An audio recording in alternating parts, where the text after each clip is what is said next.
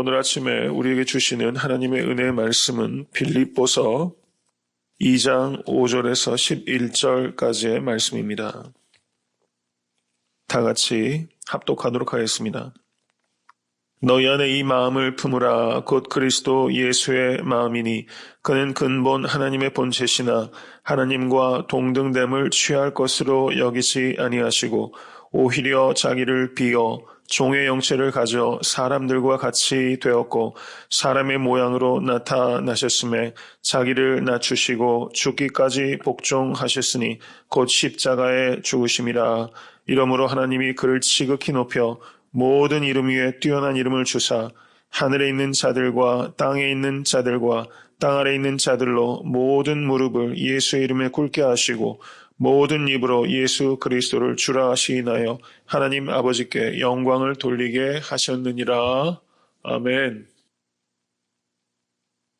빌립보 교회의 문제는 성도들 간에 분열이 있었다는 사실입니다. 그래서 사도 바울께서 빌립보서 2장 1절에서 4절까지 다툼이나 허영 대신에 겸손과 섬김으로 화합하라라고 권면을 주고 계십니다. 그리고 이제 빌립보서 2장 5절에서 11절까지 겸손과 섬김의 본으로서 예수 그리스도의 성육신과 또 십자가와 그로 말미암아 하나님께서 그를 높이 올리셔서 모든 무릎이 예수 그리스도 앞에 꿇게 하셨다라는 내용이 기록되어 있는 부분이 2장 5절에서 11절까지의 가르침입니다. 성경 전체에서 가장 빛나는 본문 중에 하나가 바로 빌립보서 2장 5절에서 11절까지의 말씀이라고 할 수 있습니다. 예수 그리스도의 마음을 품으시는 사랑하는 성도님 되실 수 있기를 간절히 소원합니다. 이 마음을 품으시면 사도 바울처럼 그리스도의 심장을 갖게 됩니다. 우리의 심장이 그리스도의 심장으로 바뀌어야 됩니다. 우리가 신앙생활을 하면서도 내 힘으로 내 의지로 하는 것에는 정말 한계가 있다는 것을 매 순간 경험합니다. 그리스도의 심장으로 완전히 바뀌어야 돼요. 우리의 생각과 우리의 의지와 감정이 완전히 그리스도로 바뀌어야 됩니다. 그렇게 되실 수 있게 간절히 축복합니다. 그것이 인생의 최고의 축복입니다. 그리스도를 닮아가는 것. 그것이 인생의 최고의 목적입니다. 이 세상에서 그 목적과 바꿀 수 있는 목적은 하나도 없습니다. 예수 그리스도를 닮아가기에 더욱더 성령 안에서 기도하시고 또 순종하실 수 있게 되기를 간절히 바랍니다. 그는 근본 하나님의 본체시나 라고 말씀하고 있어요. 그는 근본 하나님의 본체시나 하나님과 동등됨을 취할 것으로 여기지 아니하시고 오히려 자기를 비워 종의 형체를 가져 사람들과 같이 되었다. 이렇게 말씀하고 있습니다. 이 사건은 예수 그리스도의 성육신, 인카네이션에 대해서 말씀하고 있는 것입니다. 예수님께서 하나님과 본체이셨습니다. 여기에서 본체라고 번역되고 있는 단어가 모르페라는 단어예요. 모르페. 성경 언어로 모르페라는 단어입니다. 이 단어의 뜻은 nature 이런 뜻이에요. 그는 근본 하나님과 그 nature, 본질이 똑같다는 겁니다. 그런데 이 모르페라는 단어는 변화하지 않는 내적인 본질을 나타내는, 변화하지 않는 내적인 본질. 제가 조금 신학적인 말씀을 드리는 겁니다. 근데 예수님께서 육신을 입으셨을 때 그 모르페, 그 본질은 변하지 않으셨다는 거예요. 그러므로 예수님께서 사람의 육신을 입으셨지만 예수님은 본질상 누구십니까? 하나님의 아들이시라는 거예요.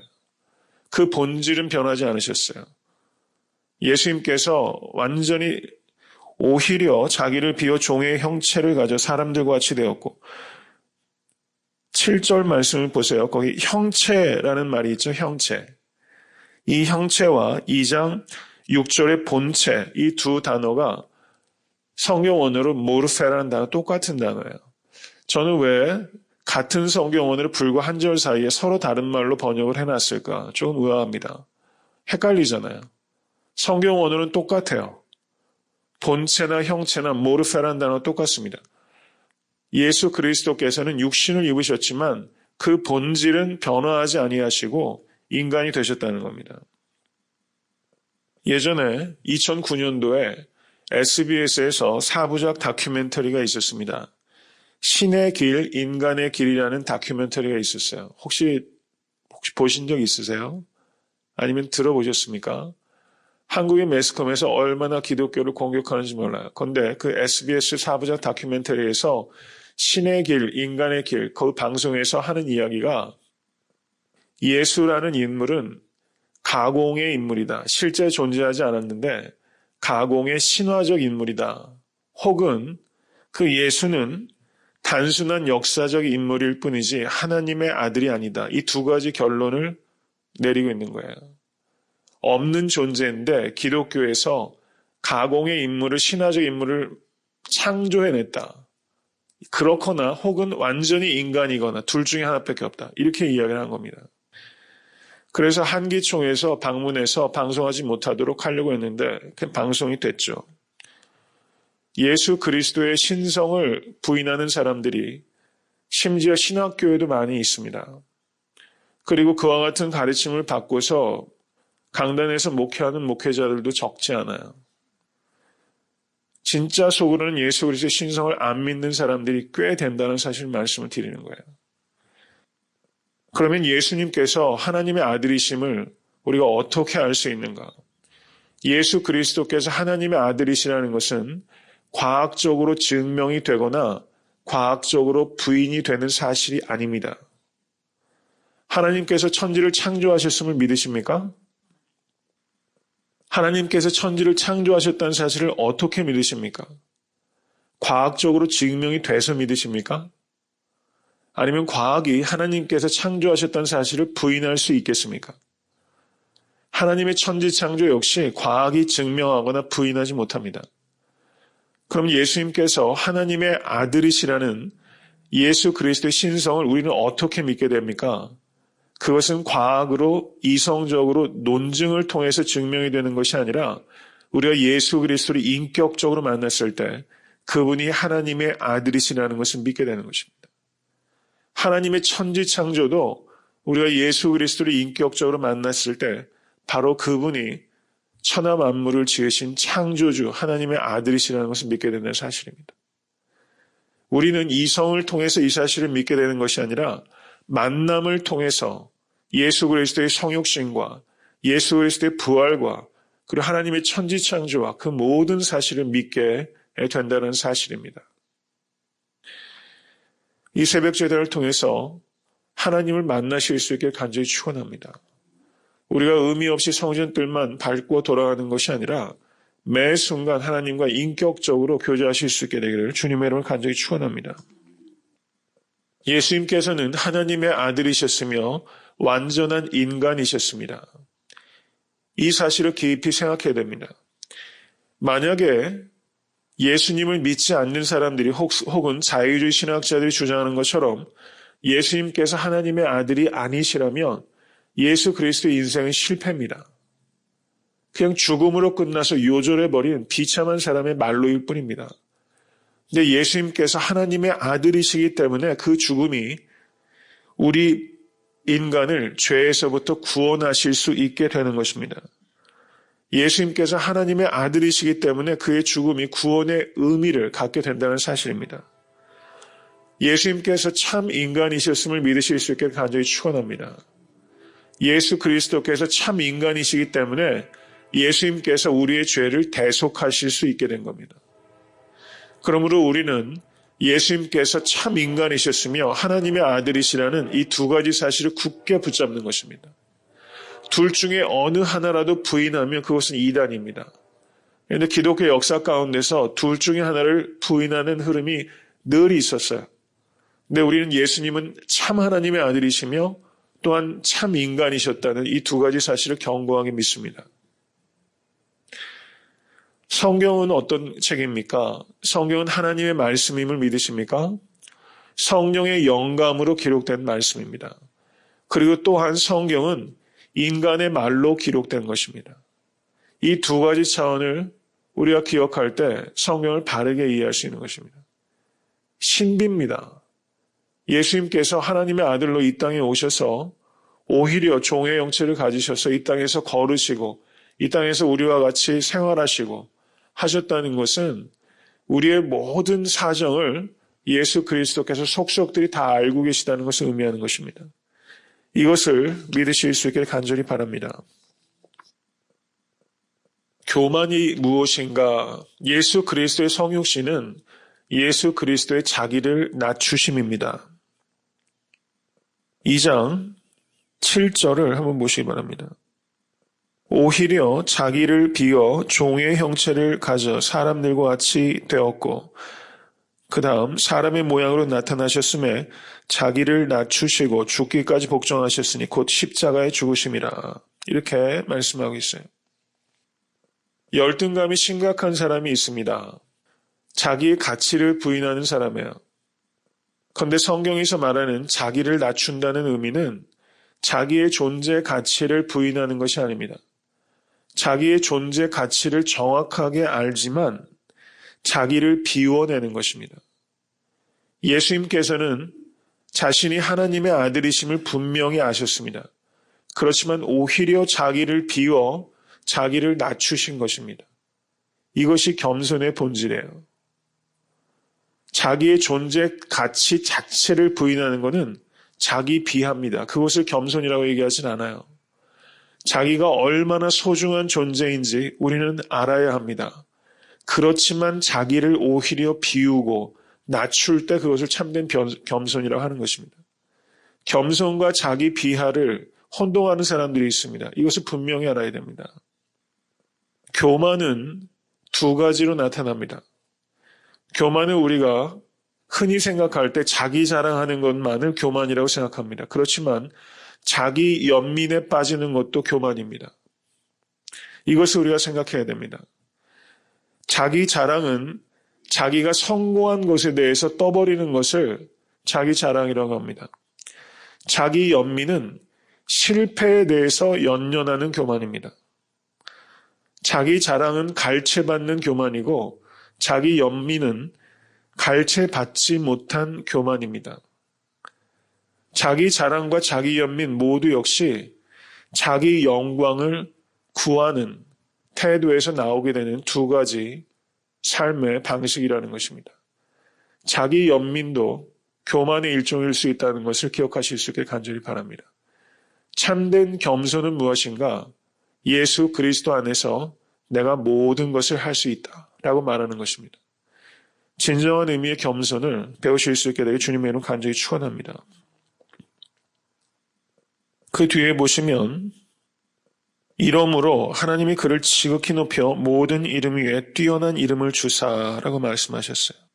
거기에서 이러므로가 매우 중요합니다.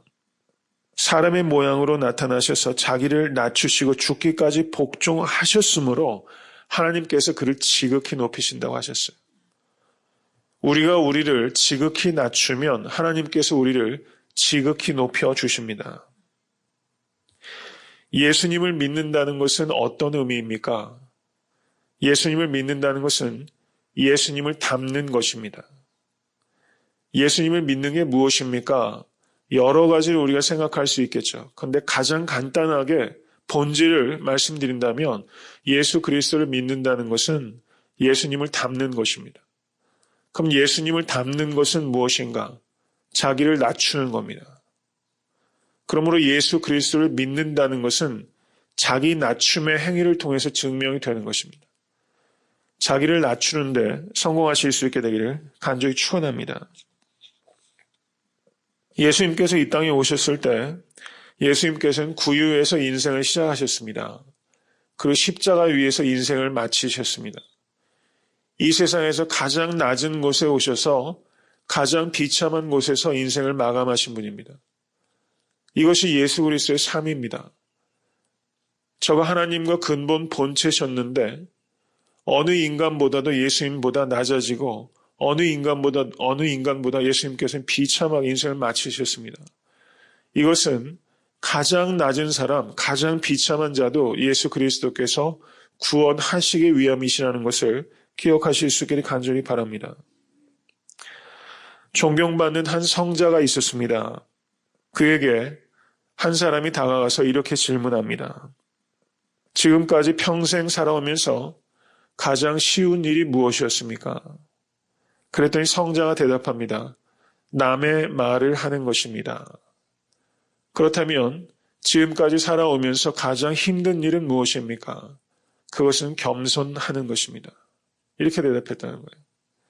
우리도 여태까지 살아오면서 얼마나 남의 말 많이 하면서 사는지 모릅니다.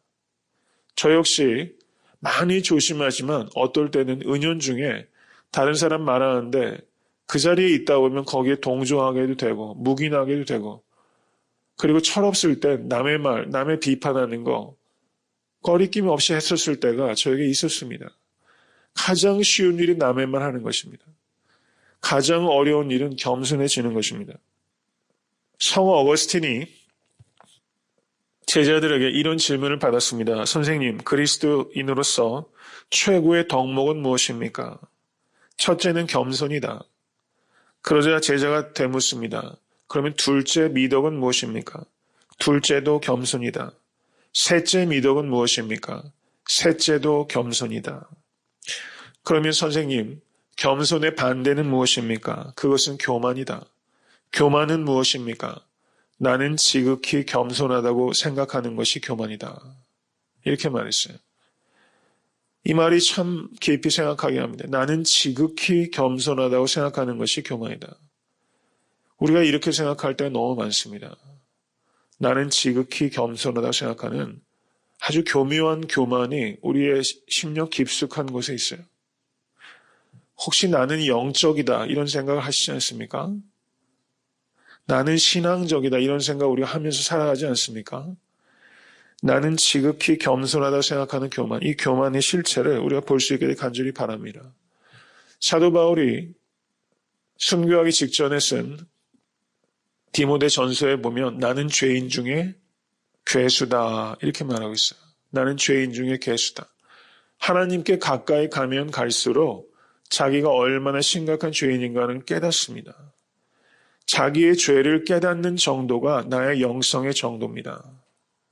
우리가 신앙생활을 하다 보면 깊이 들어가면 들어갈수록 예전엔 죄라고 생각지도 않았던 것이 너무 큰 죄라는 것을 깨달아요. 그래서 사도 바울이 오호라 나는 곤고한 자로다라고 그 고통을 이야기합니다. 여러분 죄와 씨름하시고 죄를 넉넉하게 이기실 수 있게 간절히 축원합니다. 죄를 발견하게 되는 은혜가 임하게 되길 간절히 축원합니다. 그것을 펠릭스 쿨파라고 해요. 라틴어로 오 해피 신. 경사스러운 죄요. 제가 말씀을 드렸죠. 죄를 짓는 것이 경사스러운 것이 아니라 죄를 발견하는 것이 경사스러운 겁니다. 여러분 하루를 생활하시다 보면 우리의 삶의 바운더리가 또 연세가 이렇게 들어가시면 들어가실 수 있도록 집, 교회. 그렇죠. 저도 집, 교회입니다. 책상에서 책상으로 옮겨 다니는 게 제 하루의 삶이에요. 그리고 성도님들 신방하는 게 답니다. 그럼 어떤 성도님이 그러시더라고요. 목사님 도대체 회개할 게 뭐가 있으세요? 이러시더라고요. 제 마음과 생각으로 짓는 죄가 형편없습니다. 형편없어요. 우리가 죄를 발견할 수 있게 될 간절히 바랍니다. 성도의 최고의 의무는 죄를 발견하는 것입니다. 우리가 죄를 피하려고 하지만 죄를 완전하게 피할 수 있는 육신을 입은 인간은 없습니다. 죄를 져요. 우리는 죄를 피하려고 하는 것이죠. 그런데 최고의 의무는 무엇인가? 죄를 발견하게 되는 것입니다. 나는 지극히 겸손하다고 생각하는 교만의 죄, 그 죄를 발견하실 수 있게 간절히 바랍니다. 예수를 믿는다는 것은 예수를 닮는 것이다. 예수를 닮는다는 것은 예수처럼 낮아지는 것이다. 낮아지는 데 성공하실 수 있게 간절히 축원합니다. 그러면 예수 그리스도처럼 지극히 높이시는 하나님의 능력과 또 하나님의 도우심을 경험하게 되실 것입니다.